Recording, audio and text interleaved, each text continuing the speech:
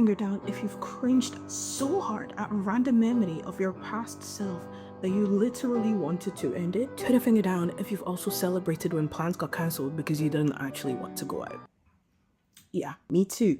But you wouldn't know that because you don't know me. I didn't want to talk about myself without helping you guys. So grab a drink, grab a snack, and grab some nail polish because we're about to fix your life problems while you also learn about me. I'm Jessiembungu and welcome back to my channel.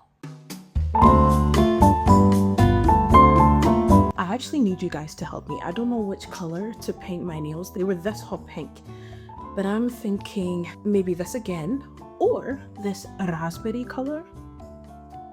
Oh, it's so pretty. This red, it's not blue red. Okay, it's like red.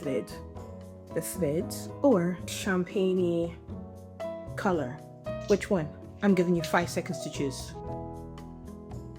Hopefully you chose this one to stay on my nails. Goodness gracious. If you have a face mask, go ahead and put that on because then we can be twinning. I have one too.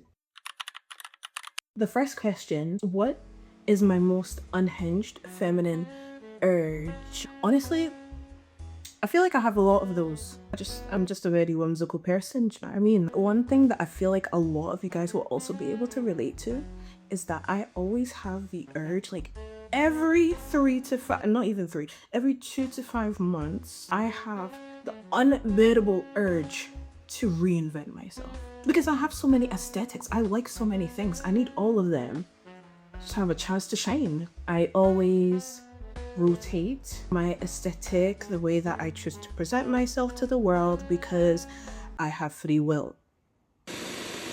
A very random feminine urge that I have is I really want to buy a castle. It'd be great if it was in Scotland, but I wouldn't mind if it was also somewhere in mainland Europe. Just want to live there. I want to roam about in the castle. I want to run about on the castle grounds in the exact robe that I have on today, the exact ensemble, and just be free, frolic. I feel like that's a very feminine urge. Have you ever had that urge to just roam about in a castle? Don't make me feel alone here. So the next question is actually for you guys. Some of you might fall into this problem, this dilemma. You might be experiencing this and you just don't know how to deal with it, get rid of it, or fix it. How do I stop secretly competing with other women? You guys have very different starts in life. You have very different ends in life, very different goals, very different purposes. So it's not fair to compare two things that are not alike in any other way apart from the fact that they are human. I think that it is a waste of time. If you're competing with the other person, at some point you are going to die and they will also die. You're not going to die together. Everybody else is running their own race. Your biggest competition, the most compatible competitor, is yourself. The past you to the future you, or the current you to the future you. That is your biggest competitor because you have the same genetic makeup, you have the same thought processes and patterns, you have the same goals, you have the same place that you're trying to go. So it is more logical to compete with yourself than it is to compete with another woman. You need to recognize that you are jealous. If you are competing with somebody else, you were jealous of something that they have. But I want you to take yourself out of that mindset. She didn't invent the thing that you're jealous of. She's just the person that made you aware of it. And so you can say thank you for that. And you can move on your way to achieve it without thinking about that person. I want you girlies to be spending your time doing something else. Put your time towards that goal. Put your time towards finding a hobby. Put your time towards leveling up yourself so that you are not bitter and living your life bitterly, missing out on opportunities because you're so focused on somebody else. How are your guys' nail painting going? This is how I've got a couple done. And she looks so pretty. I love this color. It's kind of running out, so the paint job is not that great, but I'm gonna go over that again. I have a clear coat, so I'll put this on top. We're gonna do 3 more questions and then we're gonna take a little snack break. What is the weirdest text in your camera roll? I'm gonna put it up on the screen so you guys can see. This is definitely not the weirdest one. Me and my friends are actually were quite peculiar people and obsessed with Miraculous Ladybug. And I got her on it when, spoiler, Dartmouth gets like all the Miraculouses and he's like got this now new fantastic suit. He thinks he's so big and so high because his suit is now all colourful due to the decorations of the Miraculouses.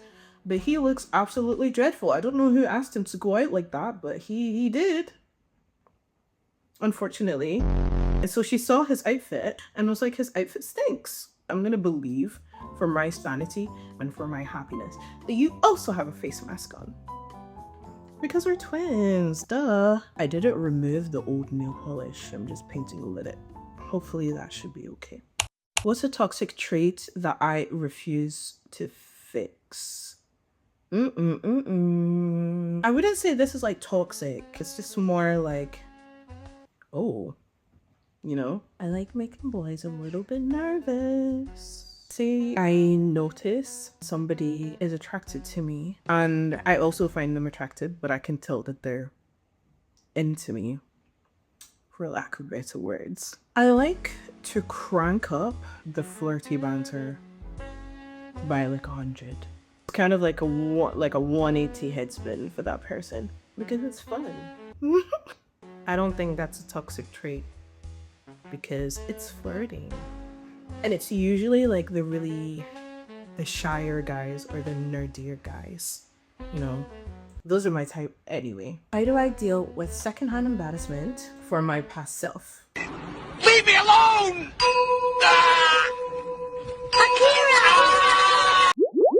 That's what I feel like every time I get an unnecessary flashback to some of my most embarrassing moments.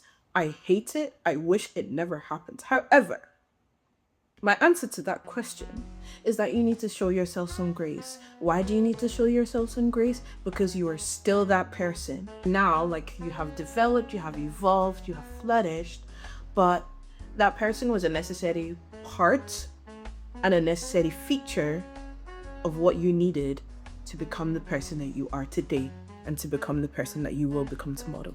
So don't hate on her. She was a necessary step. You needed to pass through that. Oh my gosh, there was this one time. Ugh, do I even want to tell you guys this? I don't know. Okay, I am quite like a little bit of a socially awkward person. So there was this one time in high school. Oh my gosh, I was gonna go out, and in my school there's like these big like double doors that you need to push and then it like opens, obviously, and it's glass. This is an important part of the story. And then I see somebody who I liked at the time. We were up in different levels of the high school social hierarchy, whatever.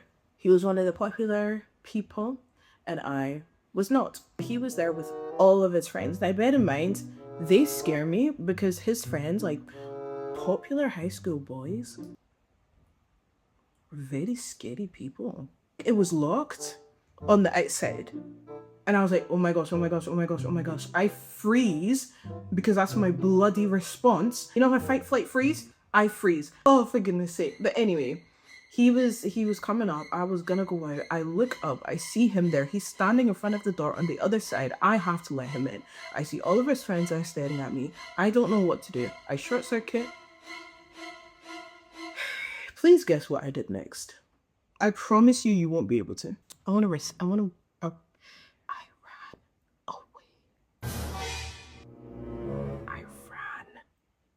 away. Let me just go in the bush and weep. Please don't cringe.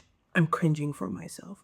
And you know what? I thought that story wasn't that bad until I told some of my friends in university and I visibly saw them cringe. And I said, oh my gosh, if you guys wanted that to be my 13th reason, it's my 11th and that's enough. Wow. Yeah. So, gosh. She is a reason why I no longer am afraid sometimes to interact with people that I like. See? There's a necessary part. It is what it is. Don't hate your past self because she is still you. She's not embarrassing. She was just part of the process and that's okay.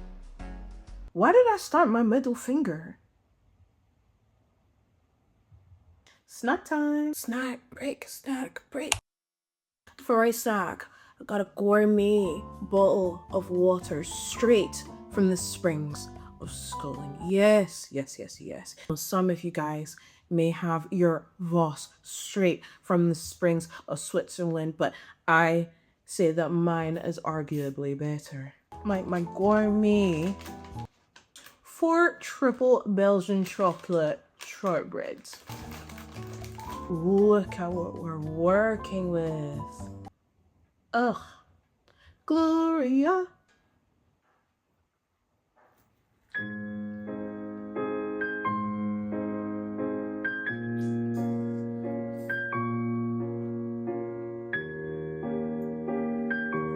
I can't even make an O shape because it's making my face mask crack.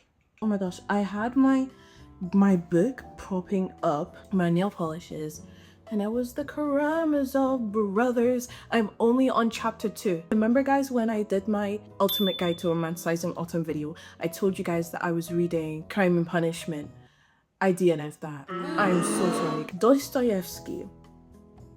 It's like I am living in the head of a madman and I'm intrigued, but I also want him to get to the point.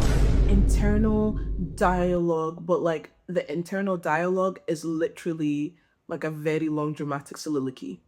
That's what it is. And it was happening so often that I was just like, this book is losing me. And he was like, wait, low-key, I was influenced by like a dark force type thing. And I was like, oh, you're possessed.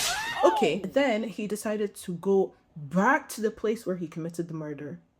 For what? I can't remember. It was at that point that I DNF'd the book. But I want to give Dostoevsky another chance because I heard that this book was very, very good and it's very, very thick. Don't ask me about this book before the end of the year. If you guys are also readers and you guys are also reading, let me know what you guys are reading, what it's about, and what you think about it. How do I stop oversharing when I'm nervous? How do you stop oversharing when you're nervous? I think a key is to be comfortable with being slow. Be comfortable with being slow. Be comfortable with taking your time. Practice taking your time. Oversharing almost always happens with speed. It is too quick. And so if you take the time to think about what it is that you're going to say, and you take the time and you start sifting through your thoughts before you say it in the presence of other people, you won't overshare. So I think you should be like, 1, does this person have to know this? 2, is this person close to me? Number 3, will I be happy and comfortable with myself if I share this? If the answer is no, keep your mouth shut. What is my most embarrassing childhood hobby? I don't have any embarrassing childhood hobbies. I did rainbows, which is a British version of like a Girl Scout a little bit. I did street dance. Oh my goodness, what is going on? Damn! Do I need to be Hulk Hogan to open this? I did regular multidisciplinary dance. No embarrassing childhood hobbies. None whatsoever. Oh, wait. I would play pretend a lot. Me and my sister would do pretend so seriously. Like, you don't ever break character until you break character. What? And there was one time, the scenario or the imaginary situation was that we were Justin Bieber and Selena Gomez's children. You are the father!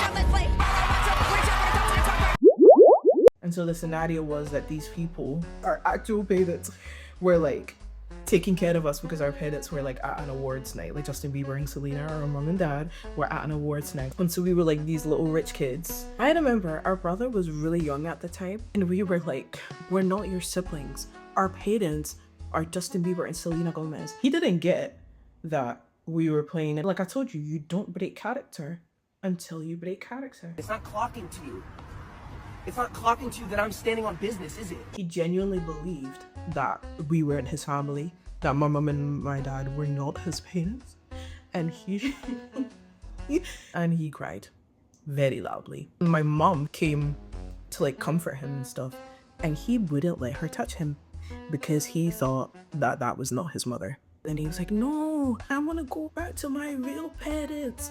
And then we were like, we're just playing pretend.